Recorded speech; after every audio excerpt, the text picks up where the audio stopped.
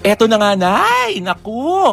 Fresh from their successful world tour, nagkaroon ng homecoming fan meet ang nation's girl group na BINI sa Mall of Asia Arena noong June 29. Pinuno nga ng mga Blooms ang venue na super excited sa pagbabalik ng BINI mula sa kanilang successful na world tour.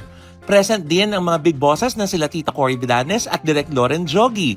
Kasama din pala na si Direk sa 1.5 month na pag-ikot ng BINI sa US, Europe, Canada at Middle East kung saan a total of 15 concerts ang nagawa nila. Sobrang nag-enjoy ang mga Bloom sa mga chika at performances. At napakabongga ha, may isang flash mob performance pa sila kung saan 100 na Blooms ang nakisayaw sa mga girls habang kinakanta ang kanilang newest single na Shaggy D. Oh!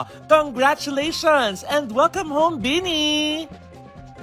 Ayan, congratulations. Yes. At syempre, alam mo naman, di ba, umani rin sila ng tagumpay sa kanilang US tour, di ba? Correct. May nagpasa nga sa akin ng cellphone nila, napakaraming tao Di ba? in Fairview. At saka meron ng mga LED wall. Oo, di ba? Kitang-kita na ng mga batang fanay. Mm-mm. Kaya congratulations sa BINI. At sana ay magkaroon kayo ng bagong hit song. Yes. Oo, na talagang titimo sa kamalayan ng mga mamamayang Pilipino. Lalo na ng mga kabataan, ha? More power! At saka huwag muna kayo mag-aasawa at magpapabuntis para tuloy-tuloy ang career. Punta na agad dyan. Ay, dito kayo, yun naman kalimitan pinagmumula ng mga nadidisband yung grupo, yung may mga nabubuntis, nag-aasawa. Kaya para mas mahaba pa yung inyong tatahakin. Bakla tatahakin. Ang tomboy. Yes, dahil isa ko sa mga Diyos ko, parang pili ko, bumabata ako kapag naririnig ko yung mga kanta ng BINI. Sige nga, like, anong song? Salamin. Yung ganun ng S. Salamin. Ha?